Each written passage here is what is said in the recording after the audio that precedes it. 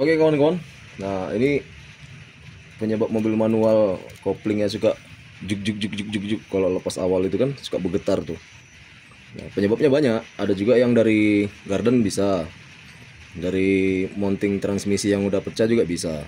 Tapi setelah udah dicek semua, garden sama mounting transmisi masih bagus. Nah, penyakitnya itu ada di sini nih, di kopling. Nah, jadi ini yang lama ini udah kita cabut. Si bearing yang lama itu udah koclak tuh. Nah, jadi dia begini-begini, dia menekan si mataharinya ini. Nah, mataharinya juga udah dalam, jadi dia nggak makan rata. Nah, sementara si kopling masih bagus kondisinya. Koplingnya bagus, cuman ada agak rada miring dikit aja, nggak rata, karena si bearing ini tadi yang makan nggak rata, udah koclak.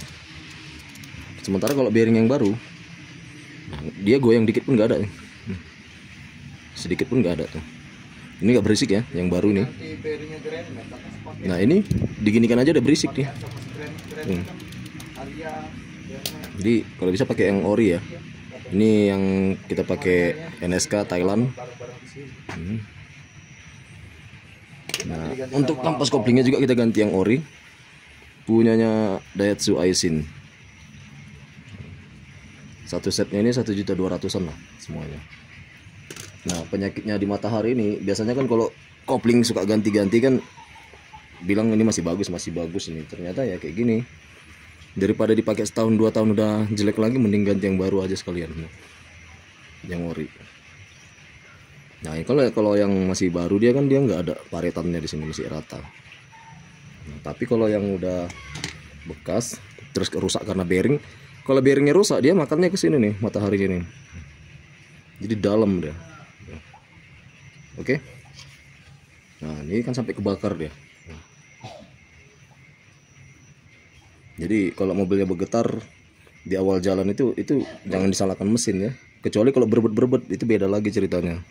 Tapi kalau dia bergetar karena lepas kopling pertama, ya itu cek kalau nggak engine mounting atau mounting transmisi, gardannya atau joint couple cross joint. Nah itu udah bagus semua, barulah bongkar ini ya, cari mekanik suruh bongkar. Nah ini masih bisa disimpan buat cadangan. Jadi nanti ketika yang baru ini udah habis, ini masih bisa dipakai nih. Hitungannya kayak ganti oli lah 1-2. Nah filter oli kan. Nah matahari ini juga 1-2. Jangan dikit-dikit baru ganti, baru kemarin 1 set, terus 3 tahun 4 tahun kemudian karena kesalahan kopling habis suruh ganti 1 set lagi semua. Cek dulu aja nih, masih bagus pasti kalau dia ori. Kalau nggak ori ya mending ganti lagi. Oke guys, ya terjawab ya, semoga bermanfaat.